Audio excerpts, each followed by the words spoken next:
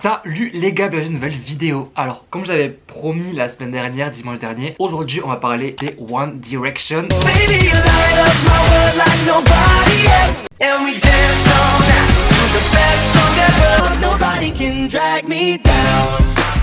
The story of my life, I take her home, I drive all night. One Direction, si vous me suivez sur TikTok, vous savez très bien que mon personnage Clara est fan. Du coup, je me suis dit que j'allais faire une vidéo de comment les One Direction avaient été connus. Alors, avant de commencer, je vais faire un petit disclaimer. Je sais, parce que du coup, j'ai marqué One Direction avec des noms de youtubeurs français. Il y a Cal Ali, désolé si j'écorche son nom, qui a fait une vidéo dessus. Je ne l'ai pas vu pour pas être dans la copie et tout. Je la mets dans la barre d'infos si vous voulez aller voir comme ça, ça vous fera 2 vidéos One Direction. J'ai fait toutes mes recherches moi-même. Alors, j'ai fait un script. Voilà, j'ai trouvé un site qui s'appelle d'ailleurs Wiki Direction, je sais pas quoi. Donc, je mettrai le lien aussi si vous voulez aller voir. Il y a plein d'infos sur One Direction. Si vous voulez aussi aller voir, il y a Sajo Vanan, youtubeuse, qui a fait plein de vidéos sur Louis, Zayn, sur Harry Styles. Comme ça, vous avez plein de choses. Avant de commencer, n'hésitez pas à me dire en commentaire quelles stars des années 2000-2010 on fait pour dimanche prochain ou mercredi prochain. Et moi, je vous laisse avec la suite. Abonnez-vous, lâchez un petit pouce bleu. On y va. Vamos.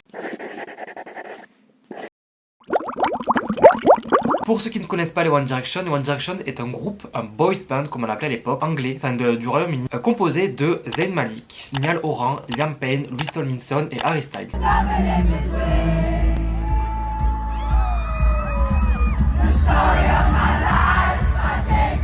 Ce groupe a été composé en 2010 suite à l'émission The X Factor. Il me semble qu'en France ça existait à un moment, mais c'est un peu l'équivalent de The Voice. En fait, savoir que du coup X Factor c'est une émission qui est assez connue en Angleterre, enfin au UK, au Royaume-Uni. Et il y a des stars qui sont sorties de là-bas très peu, comme d'hab dans les programmes télé. En tous les cas, il n'y a pas grand monde qui sort dans ce genre de programme télé. C'est pas comme la Starac où genre tu t'attaches aux gens et tout. Là, c'est juste des personnes qui passent sur scène. Il y a eu notamment The Little Mix.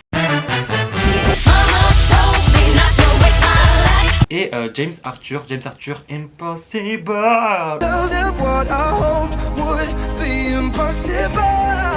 Bref. Bon, je vais pas faire une vidéo sur la vie de chacun. Moi, je vais vous parler du coup de comment le groupe a été connu parce qu'en fait, je pense qu'il n'y a pas grand monde qui le sait, mais moi, je savais pas du tout ça. Et en vrai, je pense que ça peut être intéressant de savoir aussi tout cet envers. Avant de commencer aussi, je ne suis pas directionneur. Voilà, donc j'ai fait mes recherches sur le site, comme je l'ai dit, plus genre des petits sites genre Billboard, Wikipédia et tout. Ma cousine directionneuse depuis tard l'époque a lu mon script, elle m'a dit que c'était bien. S'il y a des choses qui sont fausses ou des choses que vous voulez rajouter, mettez en commentaire parce que voilà. En 2010, ils font la saison 7 de The X Factor. Il faut savoir qu'en fait, chacun était présenté seul. Comme The Voice, genre souvent, mais c'est des personnes qui sont toutes seules qui se présentent. Elles font les auditions à l'aveugle et tout, etc. Donc chacun d'entre eux passe les premières manches de l'émission The X Factor. Et en fait, il faut savoir que après avoir réussi à rentrer dans le programme, il y a l'épreuve du bootcamp. Alors, je sais pas ce que c'est le bootcamp. Du coup, j'allais voir ChatGPT et il m'a dit: l'épreuve du bootcamp est une étape cruciale dans le processus de sélection des candidats de l'émission The X Factor. Elle intervient après les auditions initiales et constitue une phase de compétition supplémentaire pour les candidats retenus. Lors du bootcamp, les candidats sont généralement répartis en groupes et se voient attribuer des chansons à interpréter devant un panel de juges. Ces performances peuvent être individuelles ou en groupe selon les instructions des juges. Donc voilà, le bootcamp c'est un peu stressant. En fait, savoir que le groupe a été créé comme ça. De base, ils ne se connaissaient pas. Enfin, genre, ils se sont rencontrés dans l'émission X Factor, mais ils ne se connaissaient pas du tout. J'ai trouvé un extrait où on voit comment le groupe a été constitué. Donc, je vous le mets là, je vous le commenter un peu. Donc, en fait, ils ont voulu voir quel groupe, quelle personne matcherait à quelle personne. Parce qu'en fait, à l'époque, en 2010, c'était l'époque des boys bands. Je sais pas si vous vous rappelez. Bon, j'ai plus le nom des boys bands, mais il y en avait avec Justin Timberlake. Il y en avait plein de boys bands et c'était grave la mode et tout. Et du coup, là, ils ont dû se dire en vrai, ça pourrait être bien de les matcher ensemble. Et là, du coup, ils ont appelé donc chacun des membres. Zayn Malik, Liam Payne, Harry Styles. Oh my god. Guys, follow me this way. Et en fait, je pense qu'ils pensaient qu'en fait, ils allaient être éliminés. Oh. Parce que vu comment on va, genre les meufs et les mecs, on les amène comme ça. Hello. Et en fait, on dirait qu'on va les éliminer et au final, Thank you so much for coming back. I know, judging from some of your faces, that this is really hard. We've thought of each of you as individuals, and we just feel that you're too talented to let go of. We think it would be a great idea to have 2 separect groups. We've decided to put you both through. Voilà. Ils ont été donc choisis pour être en groupe. Vous voyez le soulagement. Je pense que ça va être tellement stressant cette épreuve, ça va être vraiment un stress qu'ils ont dû se dire ok, on est en groupe, c'est pas grave, on est dans l'émission quand même. Donc comment le groupe a été constitué? Faut savoir qu'en fait, dès qu'ils ont commencé à faire les petites cartes et tout, la première personne qu'ils ont mis pour être en groupe c'était Niall Horan ou Niall, je sais pas comment. Love this guy. Yes. Puis ils ont ajouté Harry et ensuite Louis. We liked him. Yes. Absolutely. We liked him. But yeah, 100%. Nicole's right. Absolutely. And him. yeah, absolutely. Yes. Because they look good They're together. the cutest boy band ever. Absolutely. I love That's right. it. Yeah. the little girls are gonna love them. Et en fait la jurée qui s'appelle Nicole, l'autre jurée qui s'appelle Simon, c'était eux qui, c'est eux qu'on voit sur la vidéo en train de faire les petits trucs comme ça. Ils ont trouvé Liam Payne, je sais pas comment ça se dit en anglais. Bon écoutez, on va parler français, voilà. Liam Payne, et je cite qu'ils ont dit Just too talented to get rid of. And they've got just the right look and the right charisma on stage. I think they'll be really great in a boy band together. They're like little stars, so you can't get rid of little stars. There was a couple of cute boys. En fait, je trouvais qu'ils avaient tous genre une même énergie en mode gentil tête, gentil garçon et tout. Donc Nicole a dit qu'elle verrait bien Liam comme le leader du groupe. Yes, absolutely. He was the standout audition. Do I think he should be over there? Anyway, Nicole, I'm just saying. He could actually maybe be the leader. So he's the standout, he could be the leader. He thinks he's better than anyone else in that. Zayn. Now that is a good idea. Et en vrai, bon, je vais faire un aparté parce que voilà, j'ai fait mes recherches sur One Direction. Quand on regarde les shows de One Direction, c'est vrai que Liam, il fait souvent la gueule sur les shows. Alors, je sais pas comment ça se passait entre eux. Enfin, je sais que récemment, il y a eu une interview, c'est que Liam est en mode ouais, c'est grâce à moi, les One Direction, blablabla. Bla, bla. On revient à nos moutons. Je suis pas là pour critiquer Liam parce que je sais qu'il y a des fans de Liam. Puis ils ont fini de rajouter Zayn. Et je sais pas vous, mais je me rappelle à l'époque quand ils ont commencé. Donc, moi en 2010, j'étais en CM2, mais genre, ça a vraiment commencé à être connu en France. En tout cas, j'ai l'impression à partir de la 6ème, 5ème pour moi. Donc 2011-2012, donc c'est là où ils ont percé. Et je me rappelle que dans chaque groupe de meufs, chaque meuf avait un chouchou. Et en fait, c'était trop drôle parce que je me suis rendu compte que c'était partout comme ça. Genre, j'ai des potes qui, à l'époque, aimaient les One Direction. Elles me disaient, ouais, moi j'aimais trop Zayn, moi j'aimais trop Liam, moi j'aimais trop Harry, j'étais un crush sur Louis, j'étais un crush sur Niall. Et moi, c'était pareil. Et genre, je me rappelle que quand il y avait deux meufs qui étaient ensemble, genre qui fait un mec, mais c'était la guerre. C'était la guerre, alors qu'ils vous ont jamais donné l'heure. Bref, après je vais pas commencer à vous dire qu'ils vous marieront jamais parce que je sais qu'il y a des meufs qui encore espèrent se marier avec leurs fans, leur One Direction. Bon, c'est possible, hein. Regardez Hailey Bieber, elle a réussi à... Voilà, c'est toujours possible, mais... Bref, et je me rappelle aussi que ma cousine écrivait des fanfictions. Il y avait des pages Facebook qui avaient genre 150 000 abonnés, 200 000 abonnés. Avec des fanfictions, vous écrivez des trucs mais vous étiez tarés. Avec la taille de leur... alors que vous aviez 12 ans, ça va pas. Après je peux rien dire parce que moi j'avais créé une page sur Chana des Marseillais à Miami. Bref, on n'est pas tous parfaits. Bref, au final le leader du groupe ça est devenu qui? C'est devenu Harry. C'est pas devenu Liam comme ils espèrent. Alors, pendant 2 semaines ils s'entraînent pour faire la deuxième épreuve. En fait la prochaine épreuve s'appelle la maison des juges. La maison des juges c'est quoi? Ça fait chaque juge, donc je crois qu'il y en a 3 ou 4, prend 8 talents, donc 8 personnes, et les amène du coup chez lui, dans sa maison, pour, avec du coup un guest, pour travailler des musiques. Ils doivent chanter 2 musiques. En fait c'est un peu comme dans Dals, vous savez, genre dans Dals, à un moment, il y a les juges qui dansent avec les danseurs, ben, c'est pareil. Donc eux, ils ont été choisis par Simon, et avec Simon, ils sont allés chez Sinita, je sais pas qui c'est, je mettrai ici. Et en fait c'est parti à Marbella. But now, voilà, j'ai vu qu'il y en a qui sont partis à Melbourne, tranquille, tout frais payé, petit voyage en Australie au KLM. Et en fait, chaque talent doit passer, donc bah, du coup, c'est un groupe, du coup, bah, ils doivent passer, ils doivent interpréter 2 musiques. Et eux, ils ont interprété la musique Torn de, je sais plus c'est qui le nom, je mettrai ici la musique qu'ils ont interprétée. Il y a eu 5 personnes qui ont été éliminées. Et à chaque semaine, en fait, ils arrivaient entre la position 3 et 4. Chaque fois 3 et 4, 3 et 4, 3 et 4. Spoiler alert, ils sont arrivés 3ème avec X Factor. Et non, ils n'ont pas gagné. Je vais rien vous apprendre, mais souvent, les personnes qui ne gagnent pas se font le plus connaître que les personnes qui gagnent. On peut penser à Luan, Camille Lelouch. Bref, souvent, alors, les personnes qui gagnent pas, genre par exemple, Cindy, qui est d'ailleurs youtubeuse maintenant, de la team BS, à l'époque, elle a pas gagné Popstar. Elle a fini, je crois, je sais plus combien. Voilà, donc en soi, c'est pas parce que tu gagnes pas l'émission que tu ne vas pas réussir dans la musique. Et ça a été leur cas. Du coup, après la fin de tout ça, ils ont signé chez Syco Music, qui est le label de Simon Cowell, le juré, enfin le juge de l'émission. C'est-à-dire, en vrai, genre, je vois un potentiel en vous. Parce qu'en fait, genre, il faut savoir qu'aussi les fans à l'époque, les 5 mecs un peu BG pour l'époque, petite mèche et tout, les meufs, elles se les arrachaient, elles criaient et tout. Donc, il a vu un côté marketing de ces mecs fonctionnent, genre, ils pourraient fonctionner. Du coup, le groupe signe un contrat de 2 millions de livres avec le label Syco Music. Et c'est comme ça qu'a commencé l'aventure. Alors, je vais pas faire le mec, mais je pense que 2 millions de livres, c'est pas énorme quand t'es chanteur. Parce que là, du coup, ils sont 5. Pour tout ce qu'ils ont fait, je pense que c'est pas beaucoup. Bref, après, on peut pas savoir à l'avance. Donc voilà. Je pense qu'après, il y a aussi toutes les tournées qui ont dû être rajoutées. Il y a aussi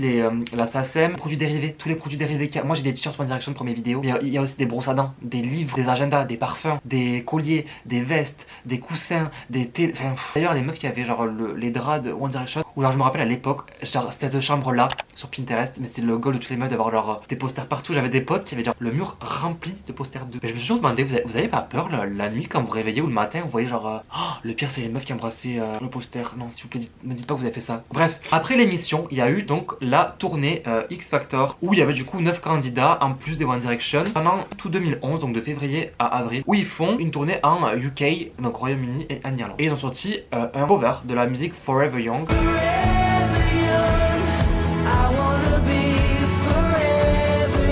qui a énormément marché. Bref, voilà, gros truc, ça leur a permis de voir aussi leur potentiel sur la scène. Et après ça, le 11 septembre 2011, ils sortent la musique What Makes You Beautiful. Je pense que tout le monde connaît cette musique, c'est leur musique la plus streamée sur Spotify et sur YouTube, qui a aujourd'hui 1,5 milliard de vues. Elle est sortie partout sauf aux US. En fait, je comprends pas trop parce que quand je faisais mes recherches, ils disaient qu'en fait les musiques étaient sorties genre le 11 septembre, mais aux US elle est sortie que le 14 février 2012. Donc est-ce que, bon déjà le 11 septembre c'est pas forcément une bonne date pour les États-Unis, c'est sûr, mais est-ce que ça veut dire que la musique est sortie genre sur YouTube, mais pour l'acheter sur iTunes, parce qu'à l'époque on achetait sur iTunes ou les CD, ça c'était vraiment en vente octobre, novembre, décembre, janvier, février, 5 mois après. Là genre je trouve ça, j'ai pas trop compris, donc si les personnes savent ce que ça veut dire, parce que moi j'ai fait avec Wiki One Direction, là ce que je vous avais dit, dites-moi, ce genre de site, moi j'ai confiance en 100%, parce que les directionneurs là, qui font des sites sur eux, elles savent plus leur vie que eux-mêmes, mais elles connaissent plus la vie de Niall et tout ça que la leur. Moi je fais confiance. Donc la musique a été certifiée double platine aux US. Il faut savoir que platine aux US c'est pas comme en France, comme l'expliquait Brutal, c'est pas 100 000 ventes, c'est 1 million de ventes. Donc ils ont fait 2 millions même plus de ventes. Il est arrivé 4ème au classement Billboard Hot 100, qui est en gros alors, le classement des 100 musiques les plus écoutées de la semaine. Il est arrivé 4ème dès la sortie, il est arrivé 1er au Royaume-Uni et en Irlande. Voilà, parce que bah, comme je vous ai dit, alors, du coup il y a eu la tournée X Factor, il y a eu X Factor, du coup tout le monde les connaissait déjà un peu, c'était en mode je veux voir, vous voyez. C'est comme ce qui se passe avec Pierre Gragnas en ce moment sur, avec la Star Academy. Genre tout le monde est en mode ouais, genre je veux trop écouter sa musique est sortie. Bop, il est arrivé dans les charts français et tout, donc c'est pareil. Ils sortent leur clip le 19 août 2011, donc, et faisait partie à l'époque des 20 vidéos les plus vues sur YouTube. Bon, aujourd'hui du coup il y en a qui l'ont dépassé, mais à l'époque faire 1 milliard de vues, 1,5 milliard c'était énorme. En 2 jours, ils ont vendu 82 000 copies, c'est énorme, et en 3 jours ils sont arrivés aux 100 000 copies. Donc là ils seraient platine en France. C'est le plus haut taux de vente de 2011 pour le Royaume-Uni et le 20e single le plus vendu de 2011. Alors qu'on se rappelle qu'avant c'était juste des chanteurs d'X Factor, ils étaient personne. C'est pas comme si c'était Nicki Minaj ou Beyoncé qui a sorti une musique. Là c'est des personnes qu'on connaît pas. Donc What Makes You Beautiful a pas été écrite par eux, c'est pas eux qui ont composé, écrit les musiques, souvent les chanteurs. En fait, moi avant pas longtemps, je savais pas que les chanteurs n'écrivaient pas leur musique. Pour moi, c'était normal qu'ils écrivent leur musique et tout. En fait, souvent, il y a des personnes qui c'est leur métier d'écrire des musiques. Et en fait, bah, c'est pas, faut pas non plus leur jeter la pierre parce que je sais que Rihanna elle a pas écrit beaucoup de musique pareil, en tout cas dans ses débuts. Parce qu'en fait, bah, tu peux pas être chanteur, enfin tu peux, mais c'est vrai d'être fort en chant, fort en performance, fort en écriture, fort en composition, fort en tout. Voilà, il y a forcément des personnes qui sont plus fortes que toi et qui écrivent. Donc du coup, eux, ils ont été accompagnés par Savan Kotecha, désolé si j'écorche le nom, qui est un auteur, compositeur, interprète et coach vocal, qui a notamment travaillé sur plusieurs musiques, notamment très connues, comme par exemple, je vous les mets ici, mais comme par exemple Britney Spears, I Wanna Go, Bob. Il a fait des musiques de Glee et tout, bref, en fait c'est un monument, enfin c'est une personne qui est là, vous voyez, donc ils ont commencé avec des personnes de là. Ils ont aussi été accompagnés par Rami Yacoub et Carl Folk, qui sont suédois. Rami il est producteur et Carl il est auteur-compositeur pour écrire leur première musique et écrire leur premier album aussi. Aussi, What Makes You Beautiful a été inspiré de plusieurs musiques, notamment de Summer Night de Grease,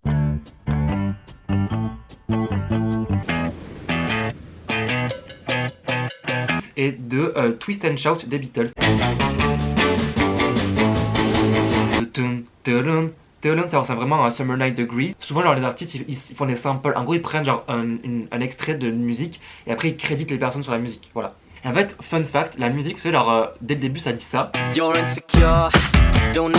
Avant, il avait du coup une femme, en fait, il disait que souvent sa femme, ben, elle était pas bien dans sa peau. Elle se sentait pas bien dans sa peau, elle se trouvait moche, elle se trouvait pas belle, elle se trouvait ci, ça et tout. Il disait que elle était venue à Londres pendant qu'il écrivait la musique. Il a dit, en gros, je l'ai entendu en train de se lisser les cheveux. Elle a dit, purée, je suis trop moche, je me sens trop moche et tout. Et il était à moi, non, t'es belle, you don't even know you're beautiful. C'est ce qu'il dit dans la musique. You don't know you're beautiful. Et en fait, c'est ce qu'il s'est dit. En fait, il a écrit, il s'est dit, mais en vrai, les One Direction sont connus pour les meufs, autant s'en servir pour dire aux meufs, non. Voilà. Il a commencé du coup à écrire cette musique en s'inspirant de sa femme, puis genre des paroles qu'il avait déjà entendues d'autres femmes aussi, etc. Pareil, genre The way you flip your hair gets me overwhelmed. The way that you flip your hair gets me overwhelmed. Et aussi une ref à sa femme apparemment. Donc voilà. Bon bref, en vrai je trouve ça mimes quand même de voir que sa femme elle se rende pas bien et se dire, dans tous les cas, peu importe ce que je vais dire, elle va dire oui mais c'est parce que t'es mon mec, t'es mon mari. Elle va pas me dire que je suis affreuse. Du coup, je vais faire une musique pour que elle, mais aussi les femmes du monde, se sentent fraîches, vous voyez. Et je trouve ça bien. Donc homme capable. Les One Direction ont adoré la musique et ils ont dit ok, on l'a fait. Et du coup, ça leur a permis de annoncer leur premier album Up All Night qu'on va voir maintenant, qui est sorti le 18 novembre 2011, donc peu après What Makes You Beautiful. L'album compte plein de bop internationaux comme du coup What Makes You Beautiful, One Thing, I've tried playing it cool, 'cause you've got that one thing. So get out of my head. More Than This, the his arms and hold you close tonight. Et Up All Night, I wanna stay up all night and jump around. Est-ce que j'ai besoin de vous dire que l'album a été un succès immédiat? Voilà. Ils ont été le premier groupe anglo-saxon, enfin d'Angleterre, enfin du Royaume-Uni, à être positionné premier aux US. Leur album est arrivé premier. Ça n'est jamais arrivé avant. Ils ont obtenu un Guinness World du record qu'ils ont toujours. L'album a été enregistré à Londres, LA et Stockholm. Et le 15 octobre, du coup, ils ont révélé le nom de l'album à leurs fans, peu avant qu'il sorte, en faisant un petit jeu sur leur site web. Alors ça, je t'avoue.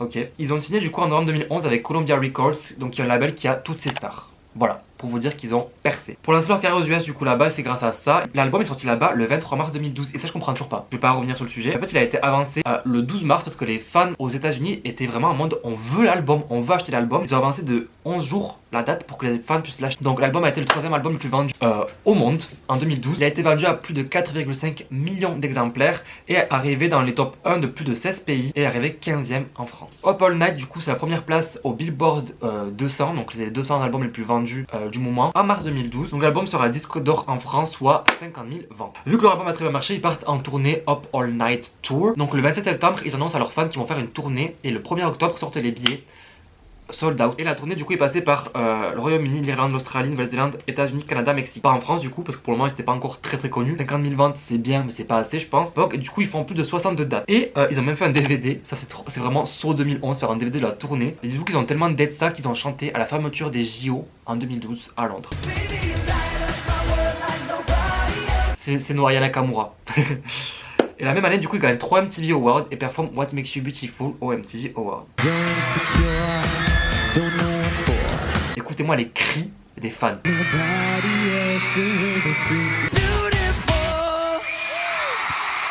Non mais, voilà, pour vous dire l'influence qu'ils ont. En 2012, alors qu'ils allaient finir leur tournée, ils ont été poursuivis pour plagiat. Faut savoir parce qu'en fait, il y avait déjà un groupe qui s'appelait One Direction à l'époque, un groupe américain qui avait sorti 2 albums. Et du coup, ils ont déposé une demande d'enregistrement. Et ça s'est réglé, je crois, à l'amiable. Le groupe, il demandait $1 million d'intérêt, de dommages d'intérêt. Un gros Siko et Sony Music ont essayé de taire l'affaire. Et du coup, je pense qu'ils ont dû donner un gros cachet pour qu'ils changent leur nom. Parce que du coup, ils se sont appelés Uncharted Shore. Que du coup, il n'y ait plus tout ça, quoi. Le 28 septembre 2012, après la MTV, leur tournée, etc., ils sortent un nouveau single, Live While We Are Young. Donc, vivre pendant qu'on est jeune. Tant qu'on est jeune. Pareil, a été un de leurs plus gros bops mondiaux.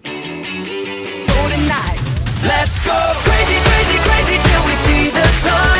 Tonight, let's get some and live while we're young. Le son avait été annoncé le 24 août 2012 avec un lien pour précommander le titre. Ça a été le son le plus précommandé de l'histoire de Sony dans les 2 jours qui ont suivi sa sortie. Le 20 septembre sort leurs clips et leur musique ont leak sur YouTube. Ça veut dire quoi? C'est qu'en gros, une personne a sorti ça sans leur accord. En fait, souvent ça se passe ça, c'est qu'en fait, genre les maisons de disques, pour un peu créer genre un engouement sur la musique, leak. Parce que comment tu veux leak un clip? Concrètement, c'est pas possible. Donc souvent ça arrive que genre ils leak exprès pour créer un peu le ça a été leaké et tout. Du coup les fans vont l'écouter et tout, etc. Donc en fait ça a créé encore plus d'engouement. Bon après c'est pas ça du tout. Je dis pas ça. Sony m'attaquait pareil, mais je pense que ça peut être une possibilité. Tout ça pour dire que la musique, succès de ouf. La musique arrive premier en Nouvelle-Zélande et en Irlande et dans le top 10 de plus de 15 pays. Ils ont battu à l'époque le record de Justin Bieber avec Boyfriend en ayant 8,4 millions de vues en 24 heures. Ce qui a fait la vidéo la plus vue rapidement en 24 heures de l'histoire à l'époque. Bon maintenant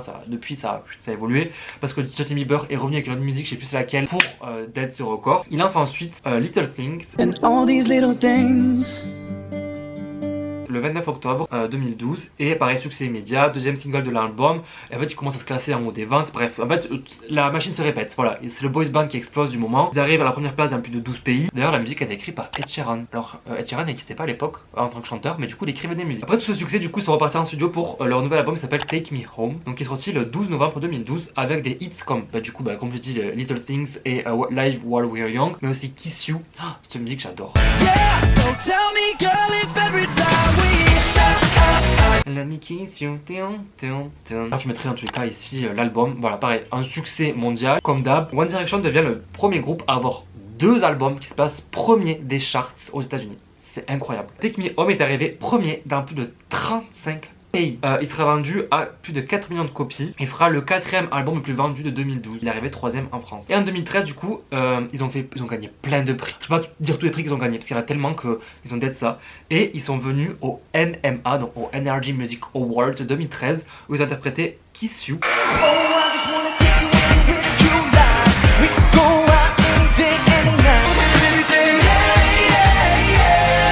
Ils ont gagné l'award du groupe international de l'année et du Best Digital Moment. Donc ça j'étais en mode Je sais pas qui va No Award. Peut-être c'est du meilleur clip, je pense. Leur album a été un succès. Ils ont fait une tournée du coup Take Me On Tour avec plus de 123 dates dans le monde. Ils sont venus en France, bien sûr. Voilà, écoutez, c'est la fin de cette vidéo. J'espère que ça vous a plu. Dites-moi si vous voulez une suite, à moins que je vous dise du coup comment, vous expliquer du coup comment ils sont arrivés du groupe le plus connu du monde, le plus successful, avec le plus de succès à plus du tout. Je peux faire une suite, bon pas cette semaine, pas la semaine prochaine non plus, mais je peux penser à une suite. N'oubliez pas de partir de vous abonner, de mettre en commentaire une personne que vous voulez que je fasse dans une prochaine vidéo.